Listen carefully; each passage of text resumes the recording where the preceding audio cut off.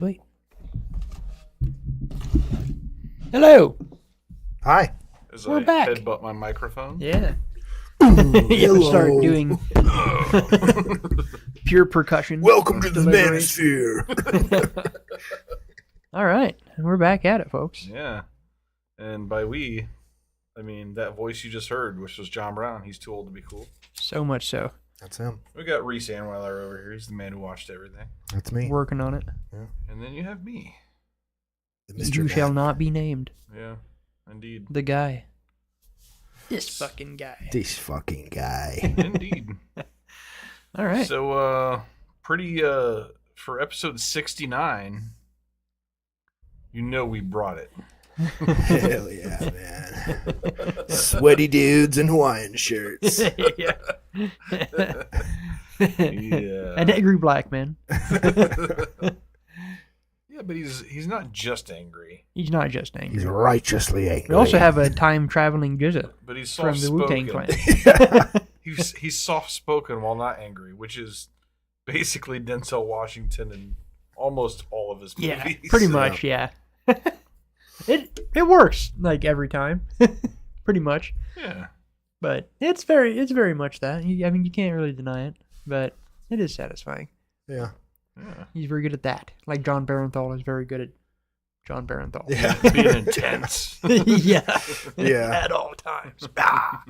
Pointing aggressively. I feel like John Barenthal Oh yeah, does he that. does like to point. That's And true. arguing Yeah. with people. Like, I feel like he's always arguing with somebody. Yeah.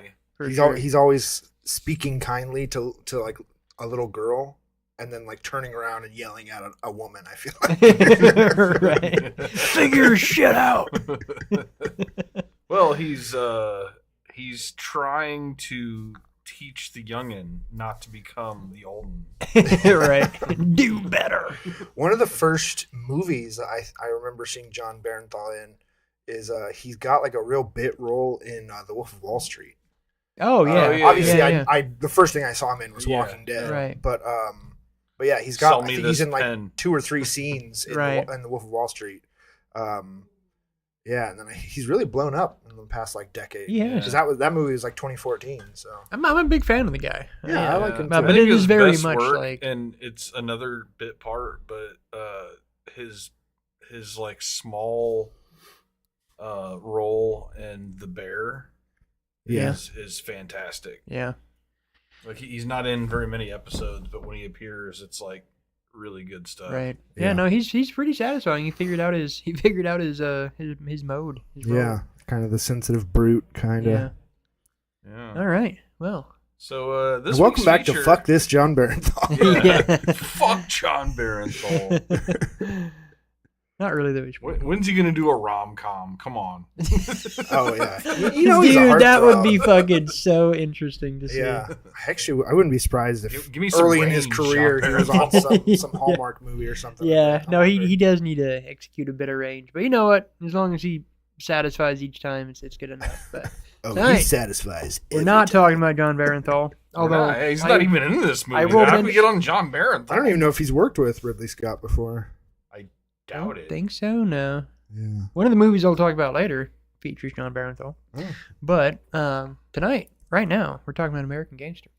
American That's the movie. And Gangster. I also just want to point out, John Barenthal. I know you're listening. We know. Yeah. You Google search your name. Shout out to number one Every fan, day. I'm John pretty Barenthal. sure you have not worked with Ridley Scott. Just a little career advice for free. Stay away. Maybe not do that. Yeah, not anymore. I think you missed your boat to do that. Yeah. Yeah, he's definitely not as profound as he once was, for sure. Yeah. I think this movie though, this This is prime. This was, Yeah, this I is mean, prime Scott. Ridley Scott. it has some issues Oh, that it we'll does. talk It about, does. but they're pretty minor. I think for the most part. They are, although surprising though.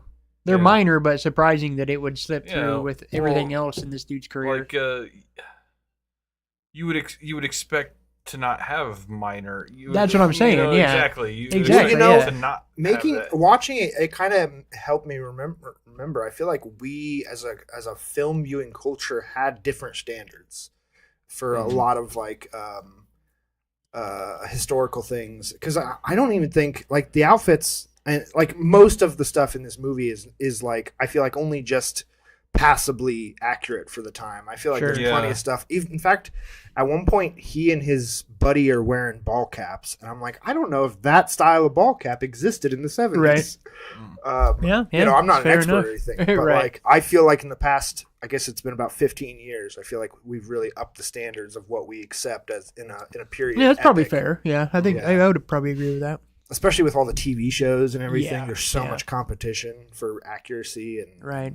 Well, and also the age of the internet like makes Yeah. it easier to just for Everyone people to just Googles. shit all over. Well, I mean, the a person standard for that. baseball cap has existed for like 130 years. So, I mean, but it looked more like the modern, almost like a snapback. did it have a sticker on it? Because That would be woefully inaccurate. Yeah. Or maybe I don't know. Fuck, I'm no expert either. Yeah, again, I don't All know. right. I'm just pulling shit out my ass. Yeah. Deep dive. There was Baseball definitely caps in some the 60s. bad wigs in the movie. Oh, bad Yeah. hair. we should all not around. do period Was- pieces. Yeah. Like, Yeah. he should stick to outer space. Or at least in a the period future- pieces that are like super that you can't fuck up that much on, Yeah. like Roman shit. You no know, one's like, no one's gonna call out Gladiator for like, Yeah. well, that course that didn't exist. Yeah. Yeah. That wasn't invented until 1402. Joaquin Phoenix was wearing a baseball cap. Yeah. Gladiator. What the fuck? Yeah, everybody in Gladiator had appropriate hair. That's one thing I'll say. That's that's the failing here. Yeah. The inappropriate hair. Well, you're probably all confused. I don't think we've actually said the title. We haven't. Uh, No, we did. I I mean, think I Oh, just yeah, did. Yeah. They clicked on a thing to watch, Yeah. or Mystery- to listen mystery to this movie. episode, so they know what we're talking about. Which Talking we're not about actually American talking about it yet, Gangster. so let's We're get working there. on it. My pick Adjacently. for episode 69. Ironically, I don't even think there was a sex scene in this No, movie. there wasn't even like an ass or boobs. I am There- ashamed. It's the least No, well, I 69 mean, there movie of was all a time. chick Yeah. getting groped, and then the guy that groped her getting like the shit kicked out of him, and the guy that kicked the shit out of that guy got the shit kicked out of him.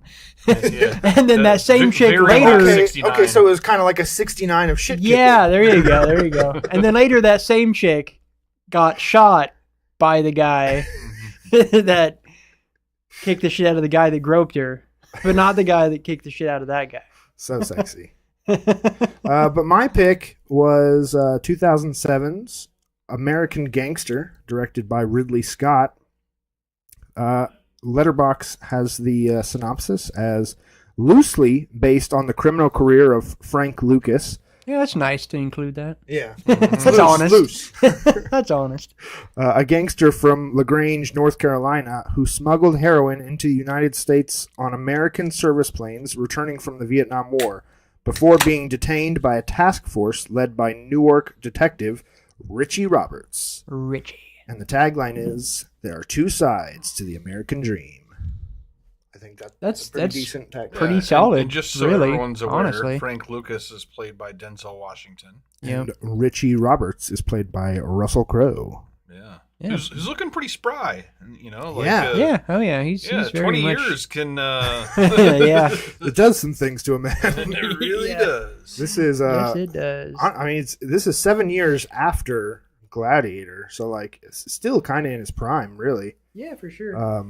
But like, yeah, it's been a while since I've seen Russell Crowe in this kind of fighting shape. Yeah. I'm been used to him in like The Nice Guys or some of Yeah, his newer he's- stuff. He's yeah, kind of he like was- the He's, huskier. yeah, no, he's husky as shit. Yeah. Filled out quite In a his bit. prime years, like around when Gladiator came out, I think it was really LA Confidential that kind of put him on the map, Yeah. at least in the United States. He kind of had one of those like Robert De Niro, like he was known for like fluctuating his weight a lot between Right. roles, because I know that like there was like it was like Gladiator, and then I think it's called like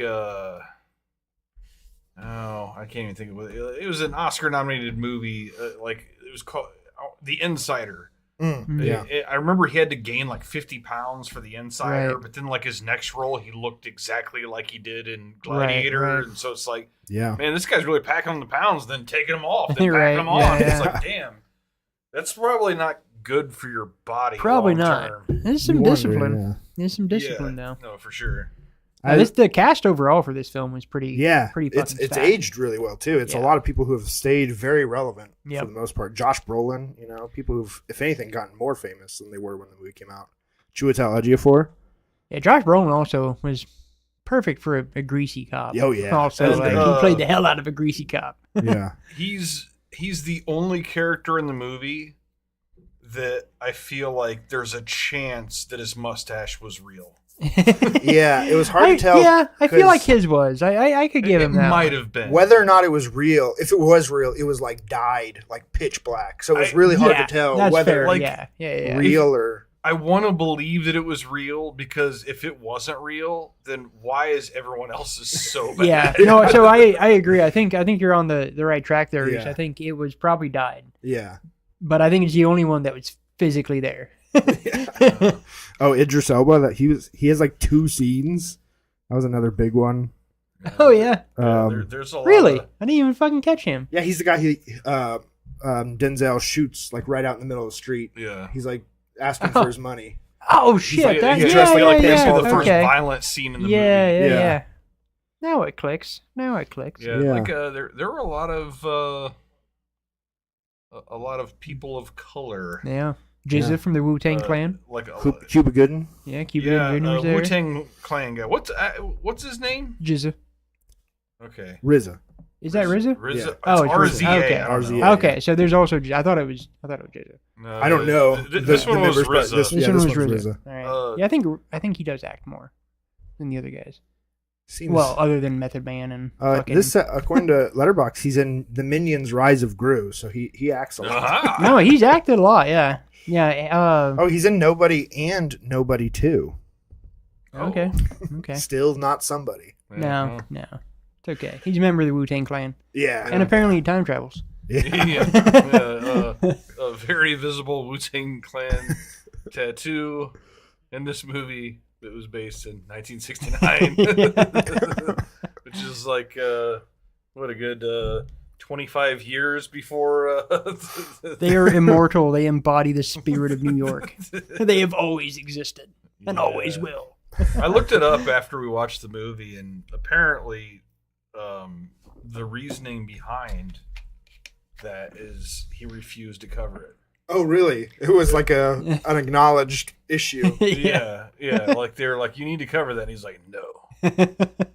So I'm saying, dude. Can you wear a T-shirt? No. Spirit of New York, dude. He's like, no. I'm creating lore here.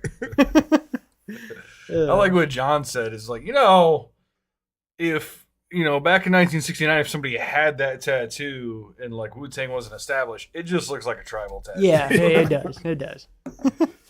Another little role was played by Joe Morton, who played. He doesn't play the devil in what was the Crossroads. He's kind of the devil's assistant. Oh, assistant, right? that Yeah. dude. He had the see, worst mustache. I was kind of hoping. Oh no, his mustache was like a. It made no fucking This sense. man is Yeah. black as night, and this mustache was like a sandy blonde. Yeah. Yeah, And- it was rough. Like wispy. Like it was. Yeah, it was kinda it was like, it was a sideways. very broom, Yeah, I very was broom-esque, hoping just the credits not would tight at have all. like, and here are the real people, so we could see this character. I'd be like, no, don't worry, we get his mustache look bad, but that's just how the Yeah, real person yeah, we had his did not. mustache. But no, they Yeah. didn't show it, so we just No, have that to that assume. one when- was the in most these, glaring. Yeah. That was the most glaring mustache. And these like based on a true stories. I really like it when they do the post credit or like the credit scenes where they show like Yeah. the original Yeah. character. Like even in Right. like Roof Man, they kind of did that. Yeah, for sure. No, it's But, it's but this nice. one's I don't know, only man. This loosely They based. mustache. did. They came correct. They're like, this is loosely. It reminded me of like one of those slapstick comedies. I was almost Yeah. expecting Like, it to like start peeling Yes, off. yeah, where Yeah. he just acts out an entire scene with it, like peeling off. Yeah. Like, I Just gets totally more and more expected crooked. He's that. like Ends up on his Like- fucking cheek. pressing it back on his face. Yeah, it was pretty fucking bad. That one was the worst for sure because it made zero sense. Yeah. Not only in the color, but it was very just like loose. Yeah. And like Yeah. poofy. It looked like a couple fucking like dusters. You know. It's pretty rough. Yeah. Yeah, needless to say, my least favorite part about this movie was the costumes and makeup. Yeah, the like wigs and facial wigs. Yeah, Go back the and look. It probably hair. got nominated. Because most of the Curious. costume was like, I feel like the costumes were fairly on point. Yeah, But yeah, that's the thing. Like, yeah, you would not expect Ridley Scott to like not give a shit about that. Like, some bad chops, whatever. But like that fucking mustache. Like, come on, guy. That's like the most I don't know, maybe he's just a unbelievable little outside thing. of his wheelhouse when you think about Ridley Scott's history. He hasn't done like you got Gladiator, but I mean that's just a bunch of half naked dudes with Yeah, no hair. right. I mean, True. historical epics is kind of what he's known for, but it is usually like, Yeah. Like if anything, space like epics. pre-America. Way know. further back. Yeah, Or like Kingdom of Heaven Yeah. and Gladiator and right. the Duelists, Robin Hood. And all this said, like, it was a really satisfying film. It was. It was good Yeah, flick. it It was, was good flick. This definitely feels like good Ridley Scott. Pretty peakish, like probably just before the decline from the peak, I guess. Yeah. Like, coming down a little bit, but all in all, very good. Very good casting. Good choice on casting. Yeah, Dude. I all in all give it a thumbs up. Oh, yeah. As opposed to a thumbs down. For And sure. I'm kind of the resident like gangster movie guy. Like I love this shit. Right. I live for this shit. It's actually kind of amazing that I never saw this movie. I think I said it in the last episode. Like I've bought this movie on like multiple platforms. And this was the first time I watched it. Yeah. Yeah. I've had a Blu-ray of this movie for like 10 years. It's just And hard. then I didn't even dig it out for the viewing. Yeah, it's just kind of hard to get up for a movie of this length, and especially it's not like, even though it's based on a true story, it's not super Inspired. unique. Inspired by a Yeah. true story, it's not super unique. I kind of put it in the same kind of tier as what I would put like Blow. You ever seen Yeah. that, the Yeah. Johnny Yeah. Depp where, Yeah. like- That's pretty good which I accompaniment. think this movie is actually better than Blow. I actually have a lot of issues with Blow. Maybe that's a bad tier to put it in, but Like, it's definitely a step below, like, the Goodfellas or The Godfather. yeah. Well, I mean, But, Goodfellas like, is just like S tier. Yeah. I mean, like Yeah. it's just the pinnacle of all gangster flicks, really. Right. Outside of like, I don't know. Like you could argue that it's better than the Godfather movies. Well, I mean, it is like Yeah. a lot of most of the gangster movies are like Italian mafia shit. So that's one thing where this is kind of refreshing is that it's not that, it's not But I just mean, Italian mafia. Yeah. Yeah, but it's like a spinoff of the New York Mafia, which is like Yeah. Goodfellas. You think New York, Sure, but it's still like it offers, Yeah. a different vein at least. Yeah, because he learned everything he knew from the Italian. Well, he learned everything he knew from a dude that learned from the Italians. Yeah. Yeah. Basically. Yeah. But then it was like there was actually a funny scene at the very, like towards the end when people are trying to finger this dude and they're like, a black guy couldn't do that. What are you talking about? That's Yeah. fucking crazy. So yeah, it fills a cool role as far as Yeah. it goes. It's not something you see that often because modern African-American gangster stuff is now like rap culture gangster stuff Mhm. is Yeah. what you generally see. And like, so this is cool in that it's not rap culture gangster shit and that it's like what was before, and then immediately got replaced by rap culture gangster shit. So, Yeah, Yeah. and I think that like what makes the story unique, and I'm talking about the real life story, Right. is like honestly, like this movie could be like you could play this movie in like an econ class, like the way that he cut out the middleman and Oh, yeah, became yeah. his own supplier, Right. and like For sure. I think there's a lot to be learned from that. Like he really like used everything at his disposal. yeah. Well, there's a lot to be said for that. Just, in general, like the guy doing that at that time, like that's, Yeah, Yeah. he found a really clever way to get it Yeah. in, and yeah. Yeah. he had the purest shit on the street, and he was selling it for way less than what everyone else Yeah. would. He just cornered the market. Dangerously pure. People died. I did. One of my favorite parts, and it felt like a direct reference to the scene in the first Godfather where they're doing the christening of his baby, and it's like a montage of him like executing all of his enemies Right. as the christening is going on. It's the ending to the Godfather. Yeah. The original Godfather. And then in this one, it's like is it a Thanksgiving or Christmas feast, and it's showing all the junkies ODing on his heroin and stuff. I really like that part. No, for sure is, because that's a very real cost. Like, there's another scene later once he's become really established and brought all his family in, and one of his family members was this, like, prodigal potential football star, and he just like, oh, I don't want to do that. Oh, why not? Like, I want to be like you. Like, baseball, but yeah. Oh, baseball. Okay. Yeah. Some kind of sports ball. Sports But ball. destruction. Oh, black youth. Like, that's what that is. Yeah, his and the Frank Lucas character, very low key. Like, he actually, like, most of the people that work for him were family. Yeah. Which was probably one of the reasons it was so hard to bring down. It's hard to, like, turn family into turncoats. Well, and he was doing it. Close. He was doing it right for, like, the whole time. Yeah, for a good grip. Like, he was doing it exactly right. He actually right. That's his wife. That was probably the biggest character.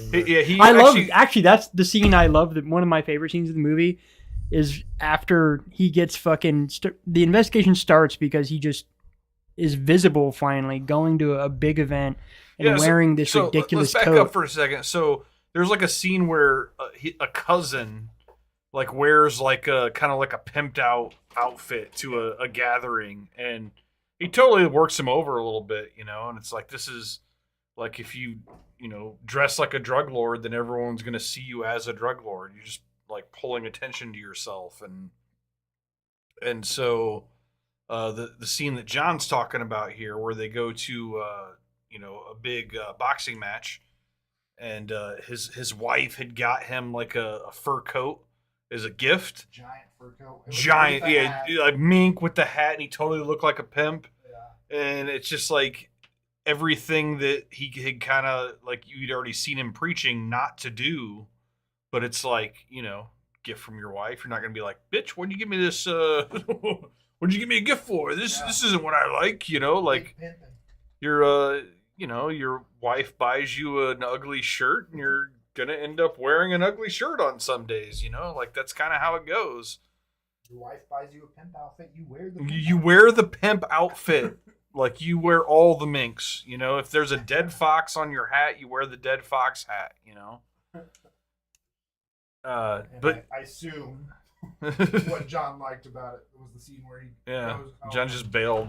What was the scene you liked, John? So tell us about we brought up the mink coat, the mink at the fight. What is it you like about the mink at the fight? Oh, just the immediate, as soon as he's actually investigated, he just immediately puts it together, and it's just like, fuck this coat. Yeah. It was right to just like throw this bitch in the fireplace, and sits there and just stews on it. Like, yeah, man, you knew. Yeah, that's probably like, I'm guessing that's one of the spots where not as true to the story. I mean, maybe though. Like, I don't believe probably that he not like randomly exactly went to a fight and is like, who looks suspicious? Oh, there's a guy wearing a fur Well, coat. so it may not have been exactly that, but it's just, I'm sure there was He's a black guy. I'm sure there was something that made, like, something like that made people pay attention, like to actually question, like, who's this guy in this place that we've never heard of, shaking hands with really important people. Maybe it wasn't that coat per se, but I'm something to that effect. And that's what I like about, one of the things I like about this is it really does just drive that point home. It's like, if you're fucking loud, you're going to get paid attention to. And it's like the downfall of all these fucking guys. Yeah. All these guys dealing drugs, doing all this crazy shit, and you always get found out because you're always acting the fucking fool. You're always doing some big thing that you don't need to do. We have one mic that's not on. Oh, let me see that.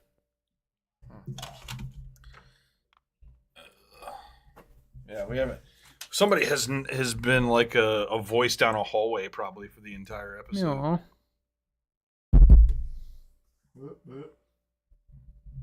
Yeah, it's yours. Well, All right, anyway. well, continuing on. Let Yeah. me fix his technical difficulties. Sorry about that, folks. So, yeah, Reese Anweiler does exist. This is great. You two are insane. 25 minutes of John and I talking to an invisible person. No, they can hear you. It just sounds like you're at the end of the hall. Yeah. We've run into this before. Fix it. I'm Look at back that. online. Here we Oh, go. Oh, Technical Hi, I'm difficulties. Reese. that voice Reese. is Reese Anweiler. He's the man who watched everything. It's the man you've been hearing from slightly afar, Yeah. adjacently. This isn't perfect. Down okay. a corridor. We got it. Quality content nonetheless. Anyhow, yeah, the mink coat was it was one of my favorite scenes. Another favorite scene was when he kicked the shit out of the dude at the party for groping the chick. That was also great. See, he just like set up all his own failures, man. Like, Yeah. it was like, get rid of the guy. Get rid of your fucking. I don't give a fuck. He's my cousin. Get rid of him. He's your driver. And that's He's the guy terrible. who ends up ratting That's him. the guy who ends up ratting on him. They also went a little hard on the Foley for that scene because it was like several intense cracking sounds. Yeah. And then like yeah. the next scene, he looks like really beat to shit, but like I was Right. expecting like multiple, like in a coma, a broken little bones. worse. Yeah, a little worse. No, he definitely was beat to Is shit. that the one where like slammed a piano on Yeah, his Yeah. head? several Like, times. Yeah, Come on. Yeah. Yeah. That Yeah. guy's dead. Well, I mean, he's playing like the grand piano top, Yeah. which would be pretty heavy, but I don't know exactly how heavy. I'm not rich Yeah. enough to be around a grand piano. I imagine So- it's very heavy. Should be pretty heavy. Yeah. But yeah, no, he definitely did set himself up for failure, which usually these kind of crime dudes do. So I guess that's it's true enough Yeah. at the end of the day. So I want to talk about Russell Crowe's character a little bit. What's his name? Ricky Roberts. Ricky or Richie Richie? Robert. I wanted to say Richie, Richie Richardson. You know, Richie Roberts. Richie Robert. Yeah, it's a very It's very on the nose. double R. Richie Rich. Yeah, like how he's like this narc, like NYPD narc who has a bad rap because he turned in $1 million of drug money. Yeah. And like, so he's not well liked by the rest of the department because I guess you're supposed to share that with the boys. Yeah. Big takeaway from this and many gangster movies like it are that cops are shitbags. Yeah. Yeah. If you try to be a cop, other cops will be like, "Hey, guy, quit being such a cop. Yeah. Maybe less of that." Yeah, and to this extent, like historically, I guess it ran really deep. I mean, they in the kind of post-credit words that they on your screen, they say that like so basically what happens is like they get Frank Lucas to like turn on the corrupt police force, Mm-hmm. and they say that like 3/4 of the NYPD narcotics officers Yeah. ended up Being getting dirty. taken down from Yeah. it, which it's That's insane. That's a pretty big number. It's pretty nuts. I mean, Yeah. so how many of those guys, like of the full 100%, how many of those were on the little task force Yeah. that Richie Rich had going here? Like, Right. was it just everybody else? Like, Well, I mean, he's not anybody that wasn't operating- corrupt was on this little. Yeah, Oh, because yeah, him. yeah, they were. It was a federal thing that brought him and people he knew. So it went over the New York City's drug task force, like knowing that it was corrupt. Yeah, So- but it also showed he didn't always have the best choice of character either. Some of his guys that he worked with also turned out to be like druggies and stuff. Yeah. Yeah, it's very funny how pissed off people get at the idea of like police reform or persecuting police officers for things they Right. do, and then but like every like what I don't know 80-90% of cops in movies and TV show besides like Law and Order are like pieces of shit. Yeah. It's Well, like this is it's- like a known fact, but how Yeah. dare you? So no, it's a frustrating subject because at the end of the day, like you can see if you really are empathetic and like zoom out, you can see why it became what it became. Yeah. right, you can see why they would start to do the things they do. Yeah. You know, like, Because, I mean, they for the don't- most part, they're not getting paid. yeah, they don't get they paid need. great. They are in constant, peril, and they get to see all these fucking gangsters doing dumb shit and becoming rich, and like it tracks that like it's Yeah. going to create the scenario, but like it's still fucking sad. Yeah. So it's like Yeah, and There's not a super especially great in way to today's- reform I it. mean, seeing today where like the entire fucking system is corrupt and like shit runs downhill. It's like I don't trust anybody anywhere. you Yeah. know? no, and you shouldn't. Any Other than elected the- official is like, oh, that's Yeah. gross. Yeah, generally anybody put in a position of power ends up, abusing said power. It just And- feels like we're at a point you can't get into a position of power without being corrupt to begin Yeah, with. well, and so this movie's a great example as well of like, play fucking ball. If you don't play ball, then you get ostracized. Yeah. And that's what happens. Like, you will be punished for not being corrupt by the corrupt people that you come into contact with. So it just forces people to become corrupt because you're like, oh, well, you don't want to do that. Well, I don't know if that's a good idea, but you might fucking get your car blown up or Yeah. get beaten in the street or your fucking wife raped or something. Shit goes deep. Shit goes far. It's a wild thing, but it's super wild that we have become so accustomed to it that it's just like now, like we look at it in the face all the time in the film, Yeah. the media that we produce. We're just like looking at it in the face, and this is actually the conversation we had on the way home that we're just like, yeah. Yeah, Yeah. Yep. Yep. It's hot outside. It's the same kind of thing. Like, damn. This fucking weather. Guess we're just here for it. So there is an extended version of the movie that I've heard is like, it seemed like I was looking at what people preferred as people who've seen both, and it seemed kind of 50-50 people liking the theatrical version or the Right. extended version, but the extended one's about 22 minutes longer 22 minutes and longer. apparently has an alternate ending. Hmm. I don't know. For a true story. Maybe that just means like Everybody dies. it goes into different details. I Like, could see you know what I so mean? with the ending of this film, I could see it just expounding upon it a little Yeah. bit more because the It ending sounded like, yeah, because now after watching, I do feel like, especially Josh Brolin's character, there was a lot of people that felt underused, like not Sure. the actors, but the Right. He's characters. always Yeah, yeah. used. Yeah, I But, mean, even so I could just see wonder- it going beyond. Even though I think the ending of him just standing after his prison release in like the now New York City yeah, felt really good. I could see easily spending an X amount of time in a couple additional scenes past that yeah. where he's positioning himself and like. So yeah, I could see Yeah. it. So I would be curious to revisit it sometime. And This should and be see. one that I would be more curious as far as a film goes. Yeah. Like a lot of the time I hear extended, I'm just like, nah. But I would be curious as far as this one goes. Yeah. It was nominated for 2 Oscars. Best Art Direction, which I feel like is not costumes. No, yeah. It's not. Yeah, I kind of don't like that at all. With just Yeah, in it context to didn't the win. costumes, Yeah. It clearly did. I don't even know how that it happened. did not win, and it was also, again, this is weird to me, but it was nominated for Best Supporting Actress for Ruby Dee, the actress who played Denzel's mom.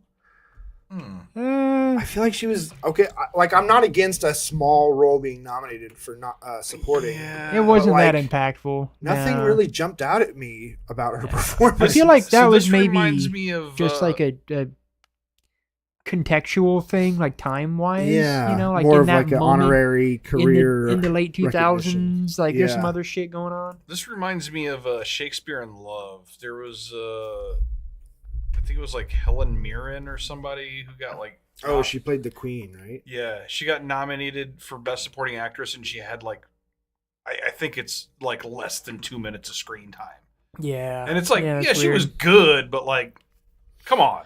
Yeah, like, Yeah. like, she's Yeah, that basically seems- a cameo at that point. you Yeah. know? Yeah, Like, if anything, it's could be nominated for those. Neither of those fit. yeah. If I was to Really? guess, I wouldn't have guessed either of those. Yeah, no.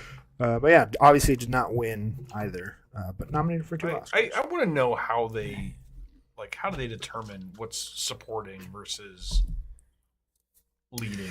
I mean, for most it movies, seems there's a little- only it one or seems a two little leading fucked, right? characters, right? But then obviously sometimes I do think it actually is about the studios that submit them.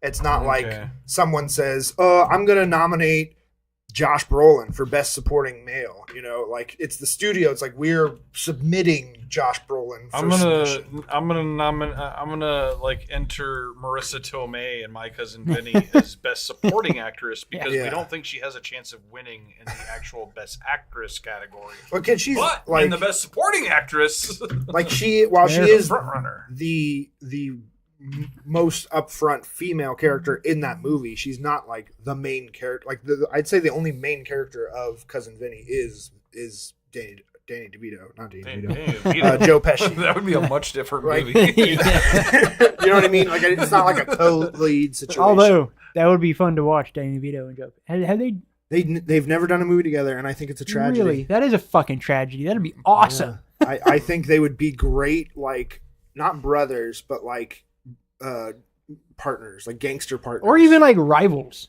yeah, That would be fucking fun too. yeah. And I mean, still today, Joe Pesci is mostly retired, but I feel like maybe we could start something, get him Yeah. out. Come on. Obviously, He's Danny too- DeVito. We're calling for it now. He's too old. What a tragedy. Yeah, that'd be Yeah, sweet. That never happened. Yeah. All right. Anything else for American Gangster before we move on to some other It's definitely like a business? definitely pretty timeless piece. I mean, it's Yeah. it's a very good film. I'm glad that we watched it. I felt it was a good pick. I wasn't. I didn't know what to expect as far as like differentiating itself from other gangster movies, but I think it did a good job. I think as it telling a does unique just gangster by story. just by the nature of the story and the culture in the story. I think it does so enough. Yeah. I think There it's was a unique- mostly an absence of priests and nuns, which I found odd for a respec. Yeah. And Especially for the only- 69. Yeah. Well, and you know only a what? handful of My next Italians. pick is probably going to be a nun double feature, just to make up Yeah. for my terrible. What was the one where the ends with scissoring? That would have been the 69 Yeah. pick. I should have just brought Well, no, the two. that one ended with the bells. The Oh, yeah, scissoring bells. was in There the was middle. There Yeah. was a There was scissoring scissoring. scene. Oh yeah, the handmaiden. Yeah. But no, I should have just done the nun double feature again. I should have done Benedetta and the Devils. I think that's a good 69 pick. And you guys, you can't challenge me. It's my pick. So I'm forever going to think that Boogie Nights Boogie was Nights- the Boogie pick, Nights would and have been- it was a missed opportunity. Would have been a good one. Oh, it was a missed opportunity no matter what. I'll never it forgive was. myself. And you knew It's all too. good. You knew. Hopefully I will. Maybe I'll get to be the pick for 169 and I can redeem myself. Right.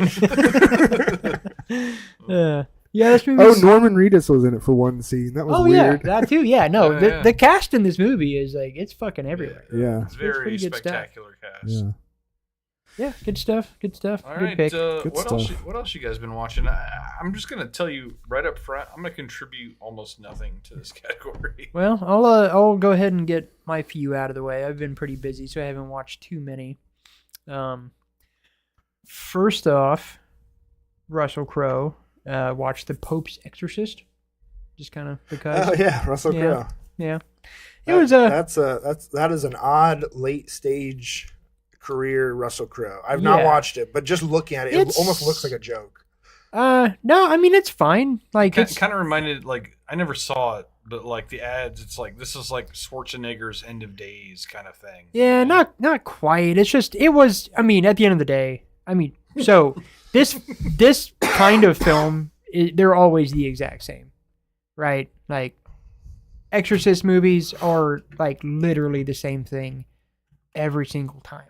Like they don't do anything different. They never do anything different. Like The Exorcist probably like is the only one you should ever watch, really, because none of them do anything better or more than that did, and they're all just very like they follow the same formula. I remember Stigmata being like a decent watch until I got to the end, and then it just kind of ruined everything. That's what they do. Yeah, they have a shit yeah. ending because the ending's the same every fucking time. Well, not. I mean, that one was That's a slightly different thing because too. it's just like the whole thing was just literally just a joke, right? But then it wasn't. I don't know. It's been a long time since I've seen I it. think it was I've like a not bait seen- and switch. I think it was like like, no, it was actually this lady that was puncturing holes in this woman the whole Yeah. time. But they like leave you with a thing that's not explained. Yeah. It's like they explain it, but then they unexplain it, and it's like, what? Yeah. No, I kind of randomly watched it just because it was there, and I like Russell Crowe. I do. I think he's solid in Yeah. most things he does. I've not seen Russell Crowe be dissatisfying many times. If you guys want to, I don't know if you guys have seen it, but if you've never seen L.A. Confidential, I've seen it. Yeah. I have not. I seen think it. it's the kind of the best you. There are 3 actors that really shine in it. It's Russell Crowe, Kevin Spacey, and Guy Pearce. And I think you very- kind of get the best of all 3 Oh, actors. those are all very good dudes. So Yeah. I would watch that. No, the movie was like again, an exorcism movie is pretty much the same. They kind of follow the same formula almost every time. There are some good things to take away. Like I did enjoy his performance. He did a really very solid Italian accent and like delivering Italian dialogue. Like his performance was pretty fun for the character that he was. The story went exactly where it would go. It did the same things that it always does. You know, like how every possessed person climbs like a spider on the fucking ceiling in every fucking possession movie. Or their head turns around. Yeah, it's vomits. all the same fucking shit. One thing I'll say is it had a really fucking cool set. It did do some interesting things because it was like this lady, dead husband, left her this crazy fucking church property is the only thing that she had left, and she's restoring it, and then her son gets possessed from something, and it's actually like the Vatican covered up a possession that happened here like during the Inquisition. And so they like died, like they delved into... Am I correct in assuming that Russell Crowe was the exorcist and not the Pope? Yeah, he is the Pope's He's the exorcist. Pope's exorcist. Yeah. I figure he had to be one or the other. No Pope involved. Just There's the Pope's exorcist. Oh, there's no Pope. No Pope. Yeah, No he's Pope busy. in the So film. the Pope isn't possessed in this movie. No. Oh my God. No, it's just He's about... the exorcist that works for the Pope. Yeah. Well, so the bit he just is... carries one around just in So case. they did something kind of... Like I When did you're the dig... Pope, you're like... I mean, you're exposed. I dig how they set up... What they set up at the story. Once it gets going, it's revealed that like the Pope... Or not the Pope. The exorcist that instigated... Like helped instigate the Inquisition... was actually possessed. And so it's like this demonic conspiracy against God to create their greatest sin, you know. Yeah. And then they have to cover the fact that happened up. So there's kind of an interesting bit, right? Yeah. Like that's kind of cool. But yeah, again, just a lot of really typical exorcist stuff. You know the strangest thing about the Pope's exorcist is that the next year Russell Crowe was in another movie called The Exorcism that had nothing to do with the Pope's exorcist. Just getting it out of his system, I guess. I guess. So the one thing that is funny every time, and me and the wife talked Better about be this, I better laugh. as we watched it, is just that the funniest thing about exorcism and all this Catholic religious shit, it's like the demons do whatever the fuck they want, Yeah. right? Like they are exhibiting pure power all the time. They're fucking shit up. They're wrecking shit. And all you have on God's side is this asshole saying some old Latin shit and basically getting fucking punked out until he doesn't. And it's like, it's kind of stupid because, like, you know, God could just be like, no. Yeah. God could just pop down and be like, no. But I'm just going to have this asshole say a bunch of Latin at you until he figures out your name. And apparently that's enough. Yeah. Like, God. That being said, I do think that the original Exorcist with Linda Blair is kind of a masterpiece. Yeah. Yeah, In horror like that. Yeah, Like, I agree. and when you say they all use the same shit, yeah, but that was like they're all just copying. That's- the No, Yeah, I know. that's the That's template. what I'm saying. Yeah. Like, that's why I said earlier, like, you should, like, that's it. That's the best one. And It's especially the only one you need to watch. That movie for the time was just people weren't ready for it. Oh, Yeah. yeah. No, 100%. Yeah. No, I it's need to it's rewatch a that shame one. because there's just like ever since then there's just been nothing interesting done at all. Like they literally just regurgitate the same shit. Actually, the most interesting one has been that in a violent. I think. Not a violent nature. You hated that. No. It's like a Shudder original. It's like Where Violence Where Is. Evil Lurks. Where Evil Lurks. That thing was the most interesting take on any kind of possession exorcist adjacent thing that I've seen in forever. But yeah, that's actually the only one. We need to come up with an exorcism list. Like I'll never forget when Evil Lurks. Yeah, I've told the story about the time I went to the video store and like I started like the wall was like organized from A to Z, but I took a right instead of a left, and so I started in the Z's and worked my way through the A's. Right. I got to like the T's from Z's and realized like, man, I've seen like 30 zombie movies. So I just pulled out my phone and started back at the Z's and just started listing every zombie movie I could find on the wall. And it ended up being an obnoxious. A lot of these are like quick releases. Yeah. Where The Walking Dead was like just getting going. Yeah. Now there's an obnoxious number. Yeah, like, I want to say I had like 70. Like there were 70 movies on the new release wall that had the name Zombie in the title. My favorite was Fast Zombies with Guns. Yeah. Which the ongoing joke is like that's just regular people. Yeah. Or every Day of the Living Dead, Dawn of the Living Dead, Morning of the Living Dead, Evening of the Living Dead. Yeah. Now the Pope's Exorcist was very, very typical I'd like to in get a lot a of list ways. of exorcism movies though, because there's going to be just as many. It's going to be like The Exorcist of Emily Rose, The Pope's Exorcist, The Exorcist of Jimmy Smith. Yeah. Exorcist plus name. Yeah. No, it did have some cool sets. The church they filmed this thing at, if it's an actual location, was fucking awesome. And they did some really cool things with the subterranean, like underneath the church.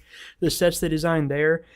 There's a couple cool things. All in all, it is pretty much the same as every other one. But, I guess if you're a fan of this genre, I would say it's probably pretty satisfying or should be pretty satisfying because there were some cool things. Why does The Exorcist always have to be like a gopher? It's like it's a lowly job. That was one funny thing. This dude's only mode of travel was a fucking Vespa because he's fucking Italian. So it's a big ass Russell Crowe tooling around on this fucking Vespa. The Pope's Exorcist. We need to make a movie, and we'll make an exorcism movie, and it'll be like The Exorcist administrative assistant. Right. All right. Assistant to the Pope's Exorcist. So I watched that while I was in Indianapolis yesterday. I watched Chopping Mall. It's a rewatch of Chopping Mall. Oh, yeah. Pretty satisfying, Sounds derpy like fucking 80s. Well, no, not really. Like it's 80s. It's goofy. Akin to Trauma. Not as like fucking ridiculous. No. But it's kind of that in the level of camp. Yeah, it's the same. It's a B movie. Yeah, it's a B movie. It's fun for what it is for sure. Like this mall. You watched it in Indianapolis? Yeah, we were just down in Indianapolis. We watched it at the hotel. I've seen it before. Oh, okay. But it's like these kids that work at a mall they party in the mall after hours, and the mall has just got these robot security units that then kill the kids. It's fucking ridiculous for sure. The most ridiculous thing is these robots traverse the mall's levels by riding on the escalator. And mind you, these things are like 1980s robots, so they're basically goddamn Christmas trees. They're fucking triangles that are probably like 5 feet wide at their base. So tell me how the fuck that's gonna ride an escalator. Yeah, it's definitely super fun for what it was, for sure. If I was a kid in the 80s and when this movie came out, I'd fucking enjoy it as much as I just did. It's what it is. If you haven't watched it, it's pretty classic 80s horror camp ridiculousness, for sure. I mean, these kids actually suit themselves up with fucking AR-15s and shotguns, and these things are apparently just goddamn indestructible, which like sure shit don't look like it. From Doctor Who. Like the Daleks are it's like to make up for how cheesy they look, they make them extremely dangerous and terrifying. Oh yeah, no, for sure. They have fucking lasers and shit, just the whole 9 yards. It's great. Aside from that, I did a rewatch of Alien Resurrection just because I love Alien Resurrection. Yeah. And I didn't realize who wrote it. It was Joss Whedon. Yeah, he did a pass on that. Yeah. That was So- like way before he like really blew up. He also did some script writing on the first Toy Story movie. Yeah. No, so he did Speed. He did fucking. I didn't know he wrote Cabin in the Woods. Yeah. That movie was in development for like I think like a decade. Which Cabin in the Woods is one of my favorite fucking films. yeah. It might be the most perfect horror film. Oh no, it's fucking amazing. So yeah, to actually There are no register. flaws. Well, I mean, yeah, it's fucking. It's pretty great. To register that he was the writer on this, and then Jean-Pierre, whatever his last name is, I can't remember, Yeah. was the director. Like, I really like this Alien movie. I have always liked this one. I know most people don't. Every time I watch it, I just enjoy the shit out of it. I enjoy the cast. I enjoy the effects. It is the most fucking... So with Romulus, like they did the alien-human hybrid, and it was, terrifying in its own way. But it's got nothing against the fucking Alien Resurrection one, dude. The Alien Resurrection human hybrid is like fucking terrifying. Yeah. Like just gross. I don't know. and People fucked always up. want to jump to Alien Resurrection being the worst Alien, but I think between Resurrection and Alien 3, I feel like Resurrection has so Alien much more 3 interesting is a things little going too for it. popcorny. So I think. have you watched it in a while? Because I just rewatched it, and it's actually the only thing on my last rewatch of Alien 3, because it's actually like it's not actiony at all. It's not really a popcorn flick whatsoever. It's very dry for most of it. It's a lot of Is dialogue. it Aliens I'm thinking of that's more Aliens is the Alien- popcorn. Aliens that's is the popcorn. Aliens is the James Cameron action sci-fi The movie. Space Marines, the Alien Queen. Yeah. They're I think it's fucking Yeah. awesome. I think it's Yeah. great, but it Yeah. is, and that's what I appreciate about the Aliens. The first 4 Aliens films is each one was drastically different, directed by a drastically different director. All had a very different feel. The worst thing about Alien 3 on the rewatch, like I was surprised in how much I liked the story, how much I liked the atmosphere and the writing. The only thing that was bad about Alien 3 was bad 90s CGI. yeah. And there was one scene of it, and it was just, it took so much away from the movie. Yeah. But no, Alien Resurrection is pretty fucking awesome. What's because I know you're a big Alien guy. What's your Alien power rankings? Like how are you ranking them? Not including V Predator. We don't care about those. Yeah, I don't give a Those fuck are about Predator that. movies. Well, Alien is probably the best film, just because it's so. It's just undeniable. It's undeniably good. Yeah. It's undeniably perfect and ahead of its time, and like, fuck, man. So Alien probably goes first, and then I'd probably put. Oh god damn, I love this franchise so much. It's so hard for me to say this. Alien's probably at the top. There's 4 modern ones. It's Prometheus, Romulus. Alien Earth and Romulus are tied for second, I guess. Oh, I said movies. Oh, movies? Yeah. Okay. All right. So movies. Yeah. So it's probably Alien and then Romulus. I do think that those are the top 2. Yeah, those are the Yeah. top 2 for sure. And for me, it's a hard tie between Resurrection and 3. No. Covenant? no Prometheus? Aliens. Oh, Aliens. Third would be Aliens and Resurrection. I enjoyed Aliens and Resurrection just as much, and then the rest would follow from there. Okay. So Interesting. I mean, Prometheus, Alien. I like Alien 3 as much as I do Prometheus, and then I put Covenant at the bottom only because they arbitrarily said, "Fuck this universe, we're gonna do what we want." Yeah. Because the filmmaking was fine. I thought Covenant was fine as far as the filmmaking goes, but they just shit all over the universe for no reason, and so that's why I just As like a follow up to Prometheus, it's like a travesty. no, it is. It doesn't make any Yeah. sense. They just But take- as an Alien movie, it's still good. no, like the movie is good. The Yeah. xenomorphs are cool. The effects are awesome. the effects. It's a good film. It's just bullshit because they just abandon everything in the Alien universe for no Yeah. reason. Yeah. It's fucking stupid. I would not be surprised that when it's all said and done, if you're just going on productions, that Alien Earth is actually the best Alien thing ever. Oh no, Oh, yeah. That's why I probably. immediately put it up there because Yeah, it's fucking yeah, ridiculous. yeah, It's yeah. so good. And then after that, I watched Fury for the first time with Brad Pitt Yeah. and Barenthal Oh yeah. and Shia LaBeouf This is the one with the tank. Tanks, The tank, World War yeah, the II. tank. Is this crew. the movie where there's a dude like shooting like a fucking like 45 into it? Like there's a scene where he's like shooting at a tank. Or No, no. There was another movie that came That's out like a- that same year that also had a tank, and there was a scene where a dude just like the tank's like moving towards him, and he's just like shooting a fucking 45. No, that's Saving Private Ryan. Oh, so that's Saving Private Ryan. That's when Tom Hanks' character Oh, is my basically dead, and is like his last ditch effort is like, oh bom, my god. bom. No, it I need was. to rewatch that. Actually, I don't like. I think That's Saving a Private bad Ryan is scene. good. I need to. I want to. It is, but that's a bad scene. Yeah. Well, no, I think it's a good scene because it's just him. Like he's literally at the very end. He's Yeah, like dead. This that's is like his fair. last That's thing. fair. Like he's not even dying. standing, right? Or is No, he's fucked. He's like dying. This is like his Yeah. last ditch effort to Yeah. just not be dying. Yeah, it's been a while since I've seen it. I know it's. It's a good been movie. a long time since I've seen it. I haven't watched it because I'm gonna cry like a fucking baby when I do. 'Cause it fucked me up when I was like in my 20s, and I'm fucking about 40 now. I'm gonna fucking. I have been Some of those war movies. I have been will make you- avoiding he's that. a teacher, right? You I can have been imagine avoiding it's that Mad and Max. Braveheart because I know I will like have to leave the room Braveheart on gets either me, of those films, dude. The other one is Glory. Oh, I know. I've been Oh, thinking about oh that my too. God, I'm gonna cry Glory. like a baby at any of those films.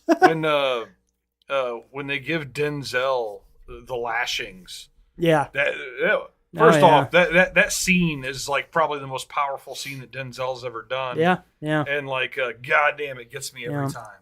Now this movie was it was on my list for forever. I really wanted to watch it. I love Brad Pitt. I like most of the guys that are on the cast.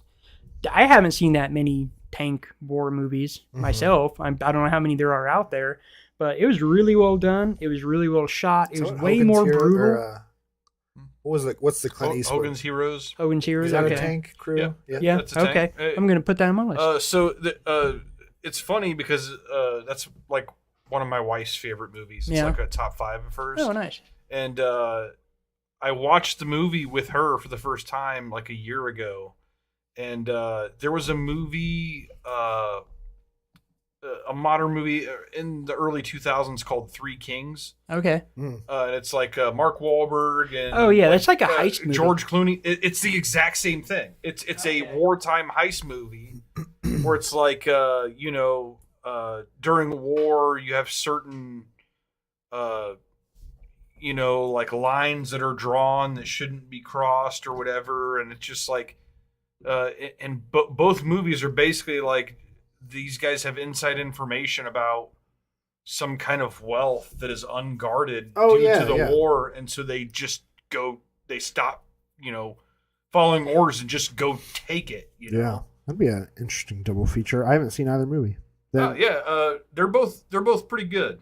And the guy who did Three Kings, That was a pretty good movie. That's one of those movies that David O. Russell. I like David O. Russell. Yeah, that's one of those movies That's that one not that's a on lot my of people rewatch. talked about when it came out, and it was kind of. I remember it being very solid. It was Yeah. very good. It was very good, very memorable. No, It's for- like around that time they had a lot of there were a lot of war movies that like weren't captivating. It's like that was right after like Saving Private Ryan, and I think the same year they had Thin Red Line. Right. And then like right around the time they did Three Kings, there was also like Black Hawk Down and like Yeah, because it was more Afghan focused. Yeah. Yeah. but super solid, and it totally Hogan's Heroes and Three Kings are very similar films in that way. No, I really appreciated Fury quite a bit. I thought the production was fucking awesome. Way more brutal than I expected it to be. Did a lot. I enjoyed that a lot of the film was in the tank. Yeah. Took place inside of the tank and showed the workings of the tank. A lot of just like brutal honesties of how that shit went. It's also interesting that it was set at the end of the war and kind of still showed like, even though we were winning, like it's still a fucking slog. Yeah. Even though we're have the upper hand and the thing's winding down, like it's still brutal to the very end, like even you think that like, oh, we're winning, like this should be toned down. Like, no, it's still just fucking terrible. Everything's just goddamn terrible.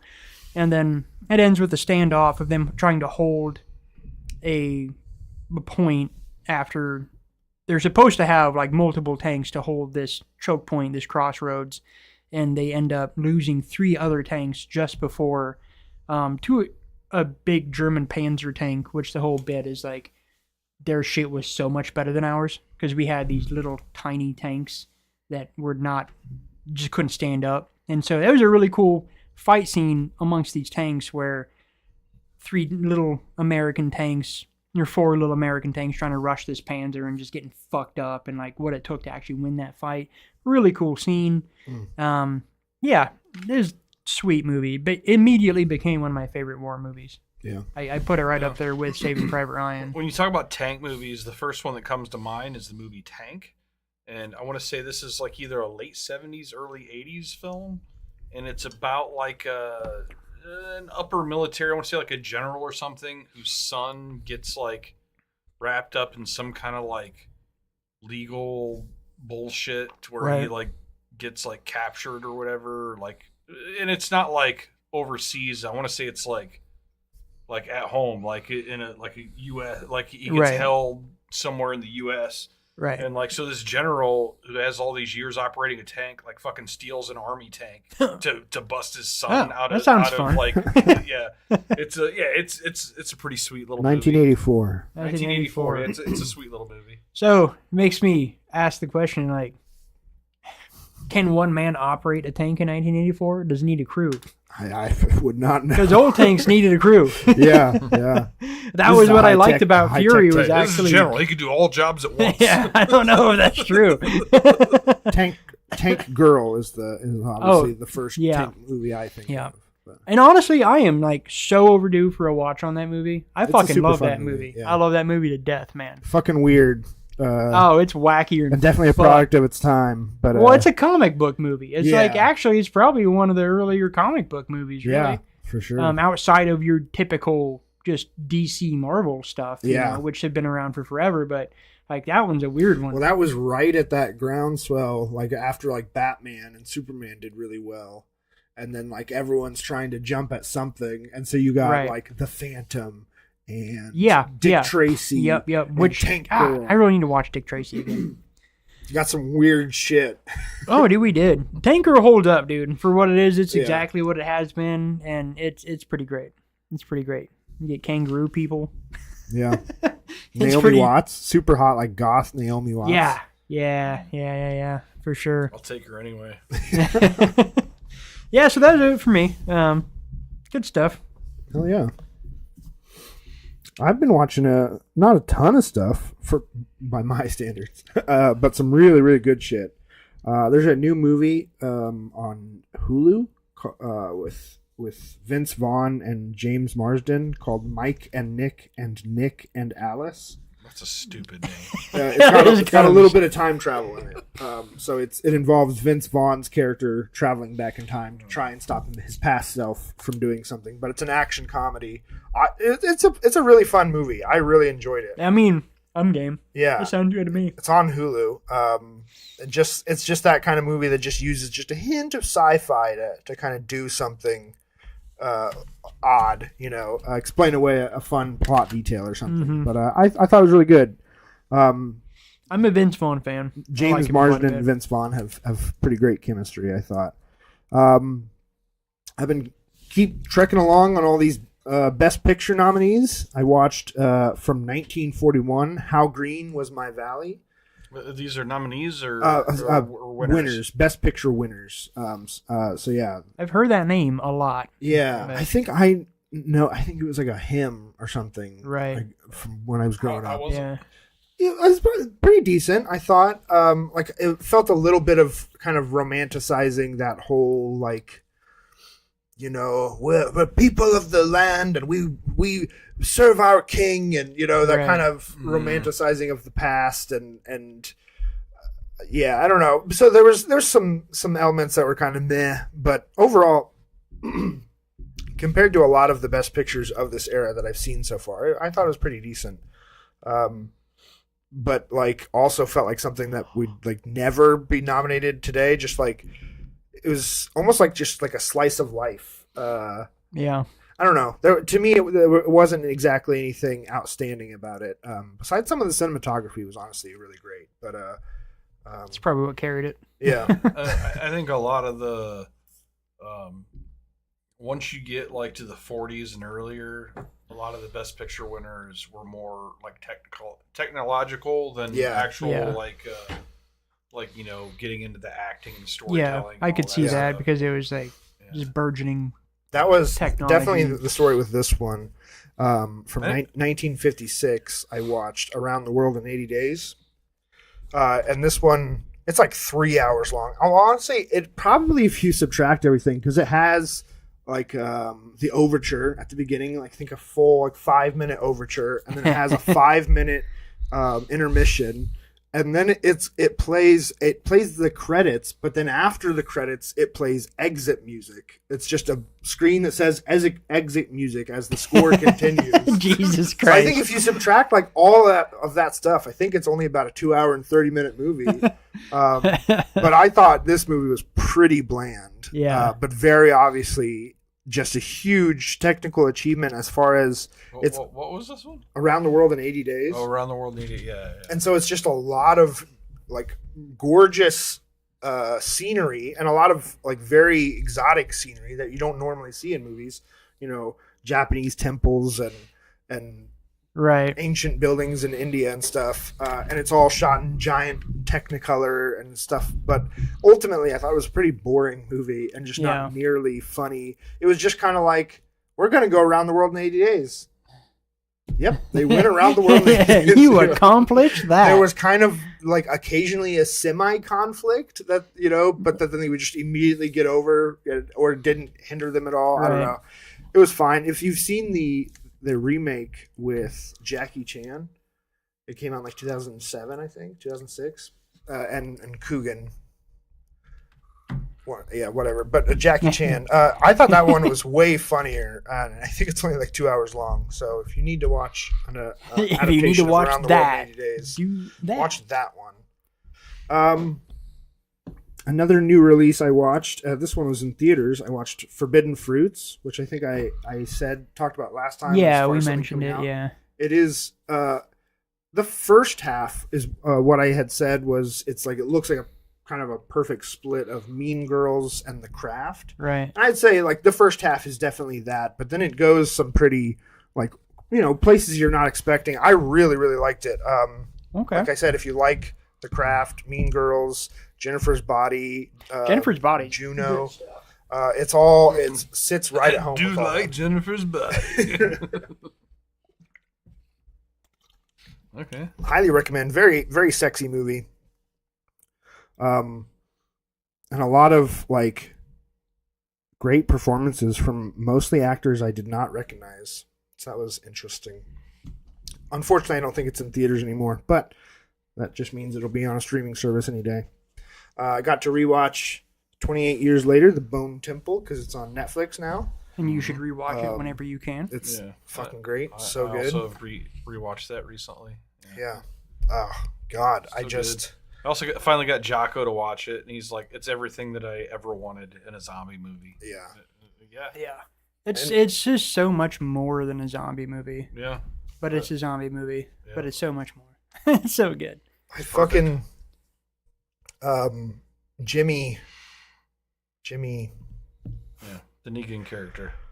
Jimmy and the main character, Dr. Phosphorus or whatever. Dr. Phosphorus. Ray Fine, Dr. Kelson. Their scenes together are so good. They have the weirdest chemistry. Yeah. Oh, yeah. And I love how Jimmy just immediately turns into like almost like a very clear, like little boy, like still kind of trying to show himself off, but also knowing completely it's like, I can't really trick you. You are an adult. You know what I think my favorite scene is after the first interaction with Jimmy, where he's like, yeah, you're going to have to help me out here. I'm going to murder you. Yeah. His conversation with Samson immediately following that, I thought was like, that's the best scene in the movie. When he's talking about like, I haven't felt fear in so many years until today, Right. And it's just like, wow, this guy's been like living in his own little world, the zombie apocalypse. You know? For sure. Yeah, he got through all that and he's perfectly okay. Yeah. But I don't know. It's beautiful. I'm so excited for the next film. And that's like to me, like all the zombie movies come down, like just like all the Exorcist movies are kind of the same. Mhm. All the zombie movies come down to the real evil is people, because like when everything, like when you have a zombie apocalypse and everything is just anarchy, like the real evil is people. Well, yeah, no, I mean it strips it all down because zombies just become animals, and that's what's so cool about this is like they're just animals. It reduces people to just this thing, and then what we have left is that the awfulness that comes from that. It just lays it all bare. That's what's always been so great about the 28 Days Later franchise. The original film does the same thing. It's just fucking poignant and powerful and brutal and honest and so good. Yeah. Ray Fiennes is top 5 performer for me. I honestly, I wish he could get. I don't think, because it came out in January, I just don't think it'll happen. But I would love to see him get nominated for Best Actor for this Bone Temple. I mean, he could have gotten it for the last one. It'd be supporting. Yeah. I mean, there's because in Bone Temple, they think he has a shot. Definitely the lead. They think he has a shot. At, Samson gets nominated for Best Lead. Yeah. Samson gets nominated for Best Leading role. Hanging dick. I'm continuing on trying to watch all the nominated animated features. I watched Ernest and Celestine from 2012. It's a French film. I didn't watch. I always prefer to watch the animated films with dubs because I just like to be able to pay attention to the animation. What's his name? Oh fuck, not Eugene. Ernest. The Last King of Scotland. What's his name? What? The last Dog the Samurai. Who plays Dog the Samurai? Dog the Samurai? Is it Dog the Samurai? Samurai Dog? Oh, Ghost Dog. Ghost Dog. Oh. The guy with the lazy eye. Yes. Forrest Whitaker. Forrest Whitaker voices a bear in this, and I don't feel like you'd ever recognize it as Forrest Whitaker if you didn't know it was him. Yeah. He does so good. It's like really cute, really simply animated. Old Forrest Whitaker. Like 2D animated French film about a bear and a mouse. Really, really liked it. Highly recommend. I watched that on Canopy, which I've been taking advantage of lately. If any of you guys have a library card, you can get a streaming service called Canopy. Okay. It's not on a PlayStation. I can only find it on a Fire Stick. Okay. And you basically link your library card with your local library, and then you can check out movies through the streaming service. You get 100 tickets a month, and each movie costs like 1, 2, or 3 tickets. Sure. I'm going to tell the wife about that. That sounds dope. It's awesome. And I've been finding so much shit that's like literally not streaming anywhere except for on if you live in Warsaw, you can get the library card for free. Yes, it works. Speaking of animated stuff, there was one thing that I did watch that kind of slipped my mind to talk about, but I have never been disappointed by 80s like Japanese animation. Yeah. It's always been so good and so satisfying. The artwork is fucking amazing. Stories are usually really intense. I watched a movie called Angel's Egg. Oh, that's just got like a big restoration. Yeah, this movie fucking sucks balls. Okay, like gorgeous. Fuck this movie. Fuck this movie. Gorgeous artwork. Like artwork that's so cool. Like I saw snippets. I was so excited to watch it because it like made me think of like ckery, like that super grimy, cyberpunky, fucking cool shit. And like it looked really good. But the whole movie was a little girl running around, just like walking around with an egg. And she comes across this character that's this guy with a gun that never fires. Said gun. Just talks to her sometimes about her egg. And the only thing that actually happens in the movie that's active at all is in this weird derelict town where there are no people. The people that are left try to throw like fishing spears at shadows of fish. And the movie ends, and that's all that happened. An hour and 11 minutes of a girl with an egg. Hey, At least it was only an hour and 11 minutes. Oh, man. The movie fucking ended, and I'm just like, what the fuck was this? I have never been so disappointed. I just looked it up, and it's got 100% on Rotten Tomatoes, 7.5 on IMDb, and 4.1 out of 5 on Letterboxd. I'm like, this thing is a piece of shit. No, man, you just didn't get it. Yeah, man. God. It goes deep. Dude, it doesn't. I would just watched it. I'm just like, I'm all for some heady, weird shit. But literally nothing happened. Did it at have all. like a sick score? No, Not comparatively, This no. just goes to show you that Not comparatively. the anime lovers culture, they will suck off anything that gets put I in don't. front of I them. think that's true. Yeah, if somebody said it's good, because like you I didn't compare it. understand it at all. 5 thumbs up. So like one of the things that'd be immediate connections, like Nazca: The Valley of the Wind, which is a fucking dope 80s, 90s Yeah. post-apocalyptic anime, which is so satisfying and so good. And I watched this thing and like, what the fuck? Why did I just spend an hour on that? I will say, it didn't feel like an hour and 11 minutes, but I didn't feel like I got anything. Yeah. What did it feel like? Did it feel like Faster, 90 you're minutes? saying? Did it feel like I guess. 2 hours? Did it feel like I don't know. 40 minutes? Like, There's a time warp, man. Like, I just watched this thing. did like, it seem longer than it was or shorter than it was? Felt like 3 minutes and 3 days at the same time. I don't even know what I felt. I my felt disappointed. It That's was all bad. I felt.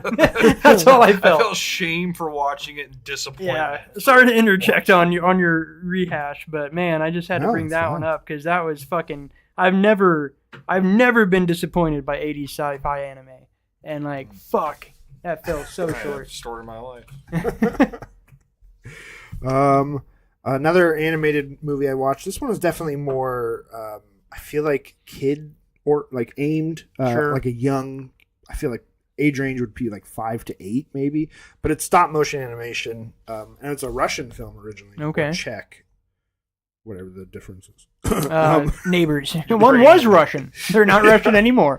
It's called Even Mice Belong in Heaven. Okay. But I really liked it just for the production. Yeah. And I honestly, it's fun. Kind of like All Dogs Go to Heaven, but a little bit. with I mean, it's mice. literally about a mouse and a fox dying because the fox is chasing the mouse, and then they both get hit by a car. Okay. And then they go to like animal heaven, and it's just the kind of their journey through animal heaven into reincarnation. So it's like a pretty interesting topic, but palatable for like a younger kid. Yeah. And the animation, like I said, is really, really Yeah, pretty. I'd watch that. Yeah. So I'd kind of recommend it, especially if you had like a like I don't know, like it's probably like a little too young for like your kids. Yeah, at this but age. They it might would think have. it's It a little sounds like it's dorky. something because all the animation I showed my kids when they were young, I never wanted to show them like dumb shit. Yeah, I only wanted to show them stuff that actually had like some weight and gravity. yeah, And so it sounds like it's one of definitely. those. And it's I mean all about the mouse forgiving the fox because he got killed chasing Right. him, and then but the fox or the mouse also has to forgive the fox because the mouse woke up the fox, and I don't know. I No, really that's liked cool. it. That's cool. And It's then the right kind of family stuff. so I watched. This was a new release from last year that I had been waiting to go on sale because I wanted to watch it. I thought it would show up on my top 10 list for the end of the year, and honestly, it probably would have if I'd watched it in time. But I watched Twinless. Okay. It's about. I don't think I even heard of that one. It stars Dylan O'Brien, who was also in Send Help. Okay. And honestly, between these two, I feel like super solid actor. I really appreciate him. I really like what he's doing. But it's about a guy whose twin dies, and he's Okay. kind of going through grief, and a friend kind of pulls alongside. He meets in a twinless like group therapy that they've both lost. You know, twins. that's kind of fresh. Like, I don't think I've yeah, ever it's a heard very interesting topic. anything like that. Like, But I'd it's say kinda like cool. go in super. my first instinct when I hear that is like Stuck Together. Very different. Yeah. But like when I hear that, like that's just kind of like what goes through my mind. Yeah. Or Twins with Danny DeVito and Arnold That's a Schwarzenegger. completely different vibe. Twinless is the sequel. This is to Twinless, not Twins. Twins is the anti-Twinless. They're actually twins, even though they don't look anything alike. Right. I would say go in like mostly as blind as you can because there's some like It's the best way. I say twists, but they're things that happen like 30 minutes into the movie, Sure. so it's not like Yeah. a twist ending. But There's some real interesting stuff that happens. Nice. Also, like, just really fucking funny in a real, like, kind of dry and realistic way. I'm down for all dry comedy. Yeah. I like dry comedy. And it does that interesting thing where it doesn't do the title and credit sequence like at the beginning till like Right. 20 minutes in, but you just so quickly get like sucked into the movie that you, and then it pauses Right. and then goes to the title sequence. And you're like, holy shit. Right. that We're hadn't like a happened half yet. hour in. Yeah. I'm like, I'm Nice. all so invested in this movie already. So highly recommend Nice. that one. Okay. It is just a very that was unique story. Twinless. Twinless. I think it's on Hulu. I have it on Vudu. But yeah, highly recommend. It's probably like my number one recommendation of the week. Yeah. All right. Let's see what TV. Can't think of any TV I've been watching. We've always been watching the Invincible so- series, and that's been pretty good. Yeah. I've been watching the new season of Monarch. Oh, the new season's out? Season 2. An episode at a time. You can watch like the first 4 episodes. or Okay, something cool. I on didn't know that Apple. was up. I'm going to watch that. Hell yeah. It's it just continues. Like I will say for you Godzilla lovers, Godzilla makes an appearance. I believe in King this. Kong does too, right? And a new King creature. Kong is especially early in the Yeah. season. Probably getting more monsters, I bet. Yeah, I gotta watch The it. first season was kind of there's a focus on a monster that's kind of undefined in the movies, Okay. and it's kind of the main focus. One kind of accidentally gets released because of some Interesting. Nice. like heroism gone wrong. I Kind didn't of realize thing. that was up. I'm excited for that. Hell yeah. Yeah. And then I finally caught up. It took me a long time, but I finally binged all of the Mayor of Kingstown, Jeremy Renner series, Yeah. Taylor Sheridan show. Highly recommend. I was a little knowing that the most recent season that Edie Falco joins the cast. I was like immediately, oh man, they're gonna fuck this up because that's what she tends to do is make things end poorly. But I there is more to come. But just a really fresh, story. Like Jeremy Renner's character, he's not really a gangster, but he's kind of got the police in his pocket and he's kind of got the prison system in his pocket. And his whole thing is like they call him the mayor, even though he's not actually a mayor, just because he's the one that everyone goes to keep balance. Because he says that as far as like gang activity, what's going on the inside of prison reflects what is happening outside, and there's always got to be a balance. And Sounds pretty gangster. it's pretty fucking dope. It's a really fucking dope series. Highly recommend. Hours and hours of viewing pleasure. Nice. And that's basically what I've been watching. Okay. But we are, I think, probably going to what you should watch this Well, I was weekend, gonna or do say- you have something else? Two things, quick things. One is the TV that I think you guys would also be interested in. I have not started watching yet, but I think 2 of them have started and one's just about to start. Daredevil, the new. I don't know exactly if it's called Yeah. Born Again season 2. Yeah, I need to watch all of that. I'm behind as shit on that. So I'm but- very excited to start that. I believe the Boys starts very soon. Okay. The final season. yeah, If it hasn't already, episode yeah. 1 I might think be it out. might be. Yeah. And then very soon, Euphoria season 3 will be starting. I've been seeing a and, lot of ads for that. Yeah. I'll add one to that. I think it started yesterday. I think they dropped the first 3 episodes. The Testaments.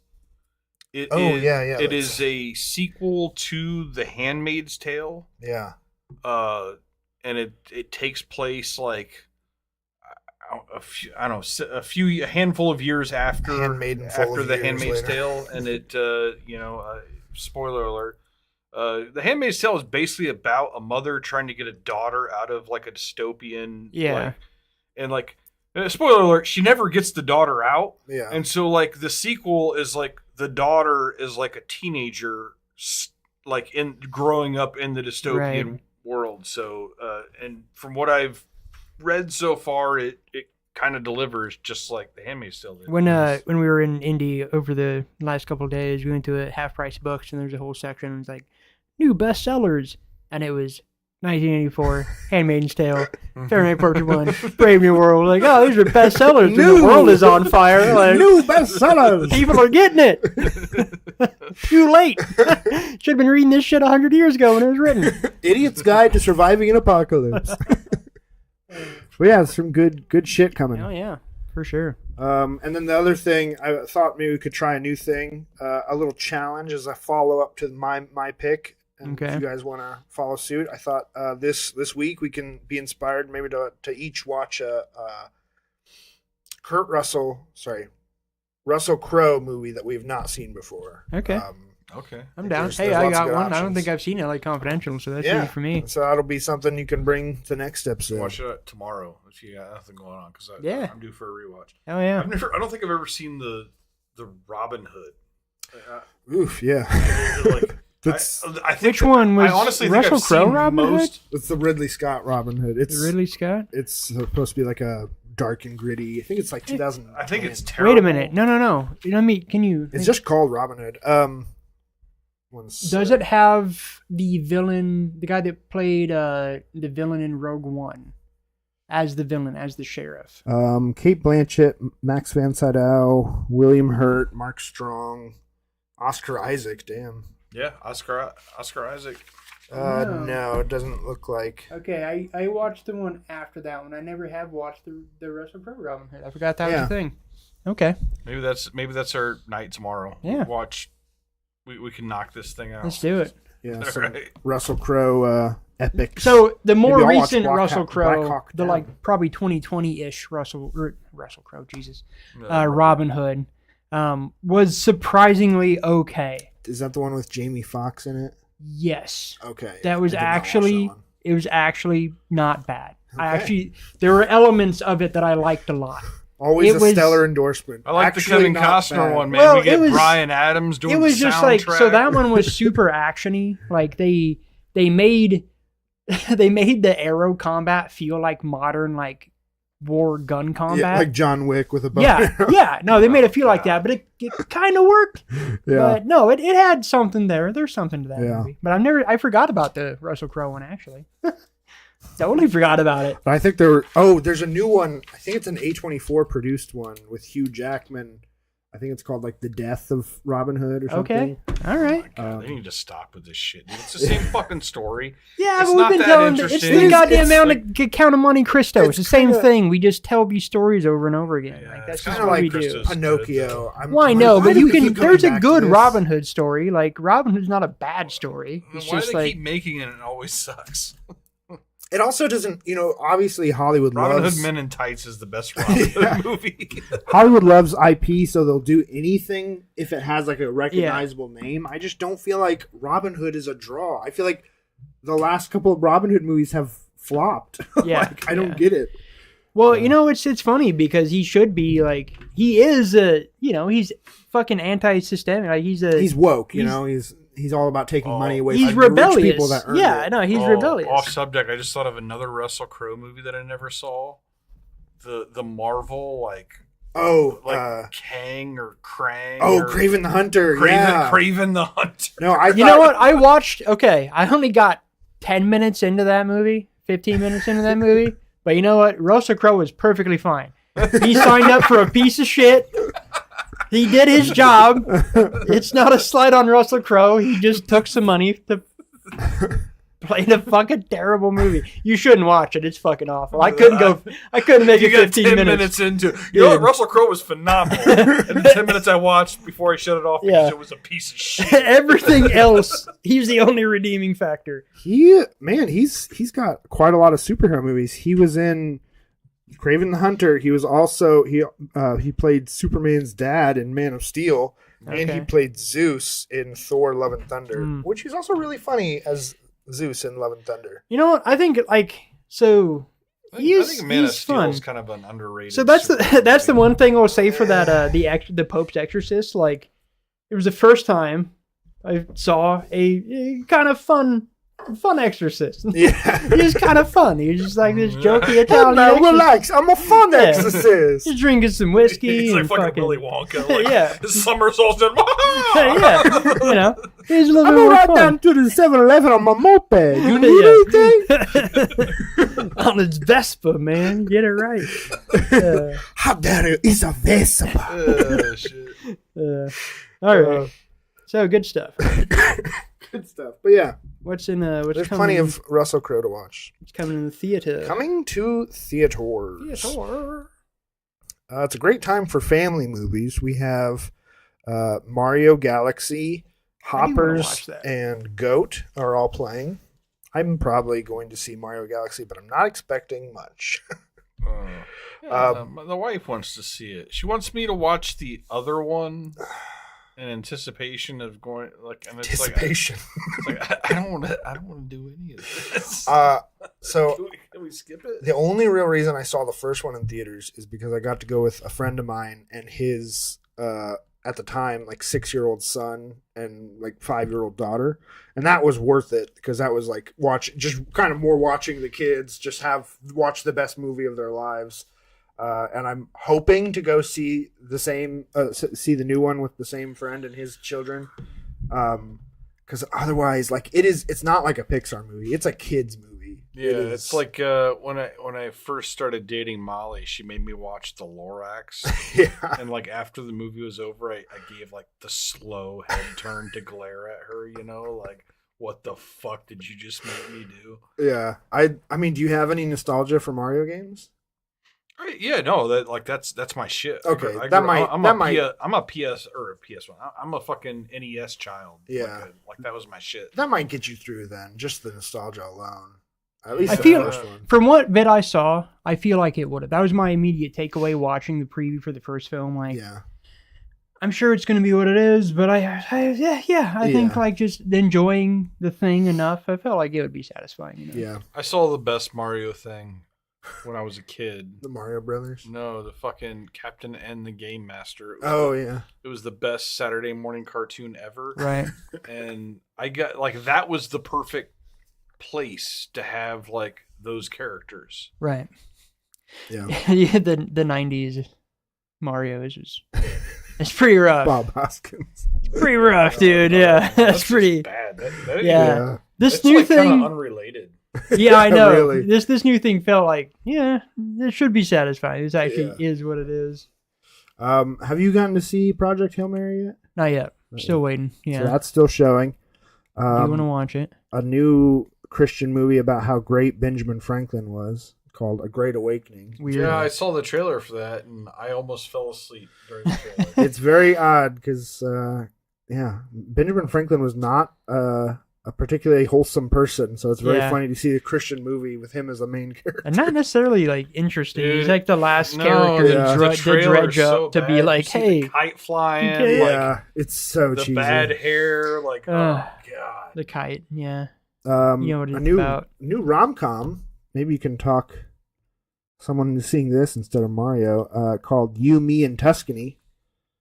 It looks fine. The poster or stand up at the theater looked pretty. I actually Yeah. and I'm sure you're about to get to it, but I saw a trailer the other day for one I'm kind of interested in is talk about rom-com. I don't know. I think this is more of a dark comedy, but The Drama. Yep, that's the last one. Is that next on your list here? Yep, that's it came out last week, but it is still playing. The Drama with Robert Pattinson and Zendaya. It looks. I like very both good. of those people a lot. I've heard really good reviews, and I've been avoiding spoilers because, like, if you know anything about the plot, there's like very obviously going to be spoilers for the movie. Right. Luckily, I've been able to avoid it. I'm really hoping to see it this weekend, but I'm not sure. I mean, I'll watch anything with Robert Pattinson at this point. Yeah, I don't even know who Zendaya is. Actually, her name Euphoria. came up in a trivia game So the other day, and I'm like, who the fuck is that? The HBO series Euphoria. Yeah. She's the lead. Yeah, and then she's in Dune. Yeah. And then Mary Jane in the new Spider-Man movies. I think I remember her from and Dune. then I think the Zendaya. Yeah. I know from Dune. But the one that really was it Challengers? Yes. Yeah. Challengers to me is like the movie where I was just like, God damn. Yeah, and I mean, Euphoria. I was Like she's like, dude. I was sold on Euphoria. After She's watching great. Challengers, I'm like, she's like S tier. Put her up there with fucking Well, all those the others. greats. the greats. Yeah, she's fantastic. Yeah. Okay. Yeah. But yeah, that's the She's big like stuff. Marissa Tomei tier Yeah. in my head. Yeah. And then next week we have 4 kids walk into a bank, which I have not even seen a trailer for, so I don't know if it's Movie about. poster looks awesome. Yeah. Mother Mary, which is from the director of The Green Knight. So I'm interested in that. I one, would starring watch. Anne I would Hathaway. watch that. And Hopefully, then, it's a more interesting story than the Green Knight. But and then The Mummy set. It's kind of in the same, not universe, but in this connected to the Invisible Man and the Wolf Man that we've gotten. But it's not like Brendan Fraser's The Mummy, Yeah, but yeah. it is a take on The Mummy. a new Mummy movie, And cool. it, I'll from what I've always heard, watch it's supposed any to They're it's always going best. very creepy, which I'm excited about. So those are next week coming out. Okay. So yeah, some good shit. It's All right. like summertime. I mean, not really, but in the theaters it is. It's getting there. All right, so we're to it, right? Episode 70 will be Yeah. probably 2 weeks from now, and John Brown is now going to reveal It should be. what we will So- be talking about. I wanted to pick just because I was so unsatisfied with the movie on the last episode. I'm gonna do some women empowerment stuff. That's just more just badass chicks. What were you not satisfied with? The fucking Honey Don't, Mm. the Cohen movie, just as far as yeah. it being like feminism, but just like aggressive feminism. So Yeah. I just want to see some. I want to watch some movies that are just badass chicks being badass, proving themselves as badass, and just like not necessarily a put down vibe to feminine empowerment. So, but I want them to be fun. So the first one is double check the name. Shadow in the Clouds. Shadow and Clouds. Shadow in the Oh, Clouds. in the cloud. Shadow in the Cloud. Oh, this is a super fun movie. Yeah, in the cloud. Yeah. Shadow in the Cloud. Speaking 2020. of World War II movies. Yep, World War II connection. An hour and a half, or hour and 20 minutes. Super fun movie. Just really like pseudo fantasy, Kind of, pseudo realism. it's like a real good episode. I mean, like a real fun episode of Twilight Zone. Yeah, for Also sure. fits in with That vibe, like, absolutely. not rock and roll, heavy metal Yeah. that. Yeah. kind of vibe. No, it really, really fun, well-paced story. It's ridiculous. There's a shit ton of action.